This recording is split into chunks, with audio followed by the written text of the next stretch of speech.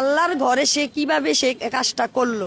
এই আসামিকে ছেড়ে দেয় তাহলে আজকে এখানে করছে আর অন্য দিনকে আরো অন্য জায়গায় এরকম কাজ করবে। আমি নিজের বিবেকের তাড়নায় যে আমি এই তাদের বিরুদ্ধে আমি আইনি বিনা পারিশ্রমিক আমি তাদের আইনি সহায়তা দেবো। আল্লাহর ঘরে সে কিভাবে সে কাজটা করলো। মেয়েকে জিজ্ঞাসা করছি, আম্মু আমি যে তোমাকে আজকে এই অবস্থায় দেখছি, তোমার কি সবসময় হুজুর এরকম করতো? পরে আমার মেয়ে কয়, আম্মু আজকে তো তুমি আমারে দেখছো, হুজুর আমার সাথে সবসময় এরকম করছে আম্মু, সব সময় আমার সাথে হুজুর এরকম কাজটা করছে আম্মু। আমি তোমার ভয়ে বলি নাই, হুজুর আমার ভয় দেখাইছে, তার জন্য আমি তোমার বলি নাই আম্মু। আমি কি বলবো, আমার বলার ভাষা নাই।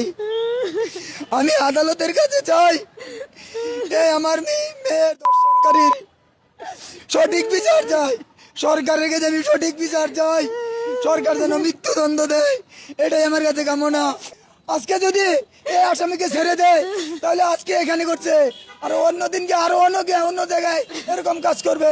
আসামি আসলে বলছে আমি মানে এটা করি না, আসলে আমি ভুল করেছি, এরকম করছি, কিন্তু সে এই ভুল করো কিন্তু এটা আমাদের জজ জিনিসটা বুঝতে পেরেছে আসলে এটা সত্যি ঘটনা, সেটা আমলে নিয়ে তার স্বীকারোক্ত জবানবন্দিটা 164টা রেকর্ড করেছে উনি।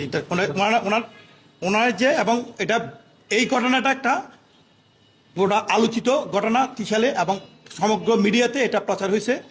আমিও দেখছি, আমার বিবেককেও আমি নিজের বিবেকের তাড়নায় যে আমি এই তাদের বিরুদ্ধে আমি আইনি বিনা পারিশ্রমিক আমি তাদের আইনি সহায়তা দেবো।